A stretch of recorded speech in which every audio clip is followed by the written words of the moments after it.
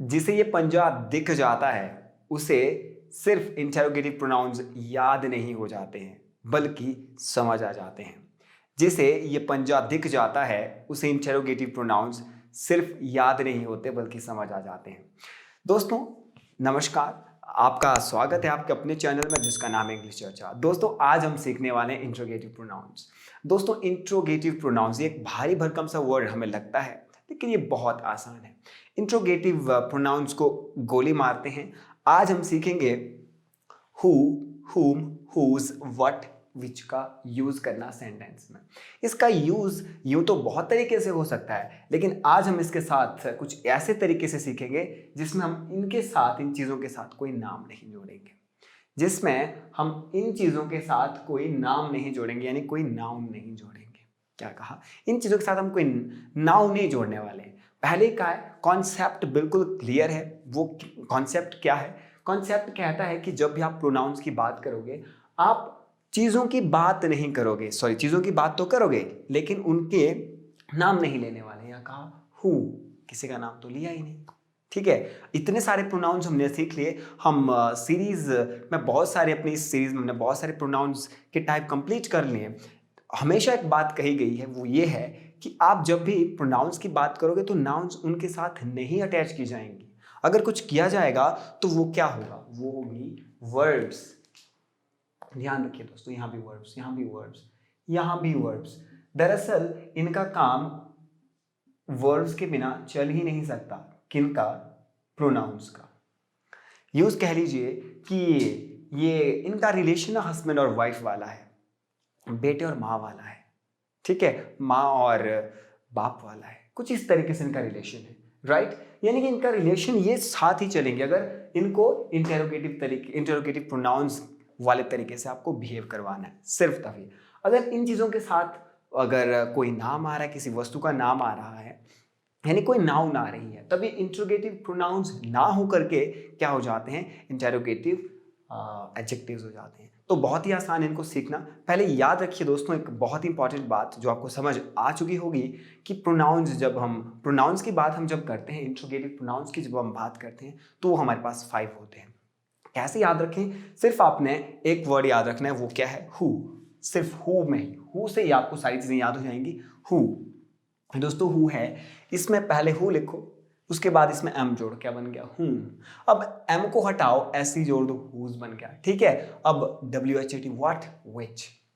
Concept बिल्कुल clear है। पहले हु, फिर हुम, फिर उसके बाद हुज, फिर व्हाट, विच।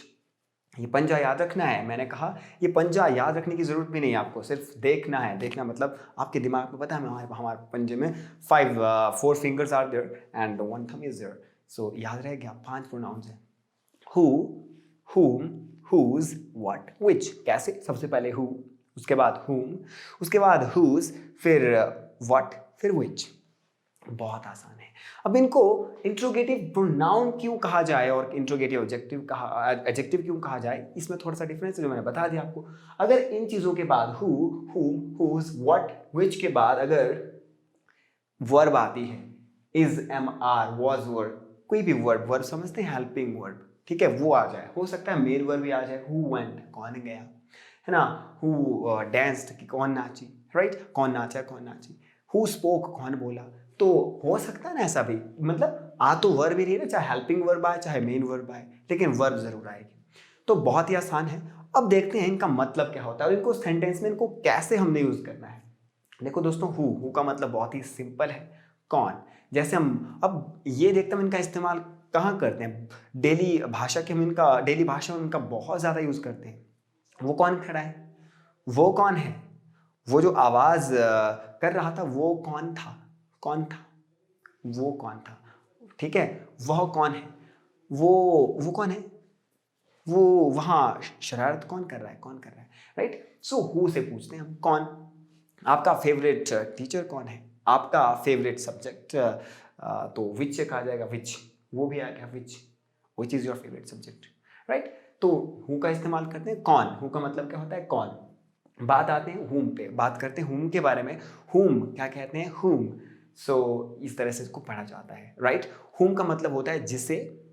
फर्स्ट मीनिंग क्या है, जैसे सेकंड कौन सा हो सकता है, किससे या किसको। 3 तरह के मीनिंग हो सकते हैं जब क्वेश्चन पूछोगे, ठीक है। आगे रिलेटिव प्रोनाउंस भी हम पढ़ेंगे, उनमें कुछ इन्हीं सेम चीज़ों का, कुछ इनमें से जो चीज़ें हैं इनका थोड़ा सा डिफरेंट मतलब हो जाता है, क्योंकि उनको सेंटेंस के बीच में हम इस्तेमाल करते हैं। वो भी आप जल्दी जानोगे, जैसे ही हमारी वीडियो नेक्स्ट वीडियो हम आपके लिए लाते हैं वो भी आप सीख जाओगे। लेकिन अभी के लिए क्या इंपॉर्टेंट है कि इनको क्वेश्चन पूछने के लिए कैसे इस्तेमाल करें। दोस्तों थोड़ा सा हिंट मैंने दे दिया, क्या कहा, क्वेश्चन पूछने के लिए इनको कैसे इस्तेमाल करें। तो आप समझ चुके होंगे, ऐसे प्रोनाउंस, ऐसे WH वाले शब्द जो प्रोनाउंस हो, ऐसे शब्द जो प्रोनाउंस हो और इंटेरोगेटिव यानी क्वेश्चन पूछने के लिए इस्तेमाल किए जाए। पहली बात क्या होनी चाहिए, प्रोनाउंस होने चाहिए। प्रोनाउंस मतलब नाउन के साथ यूज होने चाहिए, राइट। और इंटेरोगेटिव होंगे ही, इंटेरोगेटिव होंगे तभी तो क्वेश्चन पूछ पाओगे। तो ऐसे प्रोनाउंस जिन्हें आप क्वेश्चन पूछने के लिए इस्तेमाल करते हो वही तो होते हैं इंट्रोगेटिव प्रोनाउंस। जैसे who is he, who is she. अब बात कर रहे थे हुम की। हुम के 3 मतलब मैंने आपको बताया। पहला किसे, किससे या फिर किसको। ये 3 मतलब हो सकते हैं क्वेश्चन पूछने, जब आप क्वेश्चन पूछने जा रहे हैं, नहीं क्वेश्चन पूछ रहे हो। अच्छा ठीक है। और दूसरी ओर बात करते हैं हुज की। हुज का मतलब होता है किसका। तो थोड़ी सी एडिशनल इंफॉर्मेशन, और हु को हम सब्जेक्ट के लिए इस्तेमाल करते हैं, हु को हम सब्जेक्ट के लिए इस्तेमाल करते हैं, राइट। और हुम को हम ऑब्जेक्ट के लिए इस्तेमाल करते हैं, हमें ऑब्जेक्ट के बारे में जानना होता है। और हुज का मतलब होता है ओनर। अच्छा, हुज, जैसे कि अब मैं आपको सेंटेंस पढ़ करके सुनाता हूँ। Whose is this phone, whose is this phone, ये फोन जो है ना ये किसका है, ऑफ कोर्स मेरा है। हुज फोन इज दिस, मैं इसका ओनर हूँ, मैं इसका मालिक हूँ, राइट। अब बात करते हैं next, whose is that car. अरे भाई वो कार किसने लगाई है यार, वहां पे कार किसकी है, वो किसकी कार है, उसे हटाओ यार, मेरी बाइक उसके पीछे लगी है। तो आपने देखा होगा ऐसे बहुत बार होते हुए कि वो किसकी कार है, वो किसका व्हीकल है, यानी उसको हटाओ यार वहां से, है ना। तो वो है ओनर। कौन है, मतलब कहने का मतलब है किसकी गाड़ी है यार, हटाओ, मतलब कौन इसका मालिक है। तो हुज हम कहाँ पे इस्तेमाल करते हैं, मतलब क्या होता है किसका या किसको, और या फिर मतलब मतलब ओनर, ठीक है। हुज इज दैट कार, मतलब इसका ओनर कौन है, कार का मालिक कौन है, इस तरीके से, ठीक है। तो ये है। अब आगे देखते हैं, आगे आता है व्हाट का मतलब होता है क्या, क्वेश्चन पूछ रहे हैं क्या। जैसे कि क्वेश्चन है व्हाट इज योर नाम, what is your name, sorry. So बहुत बार मैंने देखा है दोस्तों, जब मैं होटल्स वगैरह में कहीं जाता हूँ, कहीं ट्रैवलिंग कर रहा होता हूँ, तो लोग क्या कहते हैं, हे छोटू। तो दोस्तों आपसे रिक्वेस्ट है, किसी को कभी छोटू ना कहें प्लीज, राइट। और नाम पूछिए, व्हाट इज योर नेम। ये इसी के लिए तो इंटरोगेटिव वर्ड्स बनाए गए हैं, राइट। ये तो इंटरोगेटिव प्रोनाउंस है, इंटरोगेटिव एडजेक्टिव्स भी आप पढ़ोगे, इंटरोगेटिव आप अभी एडवर्ब्स पढ़ोगे, राइट। तो इसीलिए तो बनाए हैं भाई, ताकि कोई किसी को छोटू ना कहे, छोटू। तो नाम पूछ लो अगर नहीं जानते हो तो, ठीक है। Who what is your name, क्या पूछोगे, what is your name. What is your father, एक सेंटेंस है, व्हाट इज योर फादर, आपके पिताजी क्या करते हैं, राइट। मतलब क्या उनका व्यवसाय है, क्या। तो व्हाट का मतलब क्या होता है, और अमूमन थिंग्स के लिए इस्तेमाल करते हैं, राइट। अच्छा, विच इज योर बैग, आपका बैग कौन सा है, राइट। आपका बैग कौन सा है, विच इज योर बैग। सो ये है। सो दोस्तों बहुत ही आसान था इन चीज़ों को समझना। क्या कहा, अगर इन चीज़ों के बाद अगर वर्ब आती है तभी ये कहलाए जाएंगे इंटरोगेटिव प्रोनाउंस। अगर इन चीज़ों के बाद वर्ब ना आए, जैसे मैं बनाऊं विच बैग, यहाँ पे देखो लास्ट सेंटेंस देखना जरा आप, विच इज योर बैग। इसको मैं थोड़ा सा चेंज कर दूं सेंटेंस को, मैं क्या कहूँ, विच के बाद अगर मैं बैग लगा देता हूँ, विच बैग इज योर्स हो जाएगा, फिर विच बैग इज योर्स, तो वो इंट्रोगेटिव प्रोनाउन ना हो करके इंट्रोगेटिव एडजेक्टिव हो जाएगा। तो ध्यान रखिए दोस्तों, अगर इंट्रोगेटिव प्रोनाउंस आप कहना चाहते हो तो उसके बाद आपको वर्ब लगानी है, हेल्पिंग वर्ब, मेन वर्ब भी आ सकती है, हु वेंट, कौन गया। अब देखो सब्जेक्ट पे इसका आंसर कैसे मिलेगा, हु इज शी।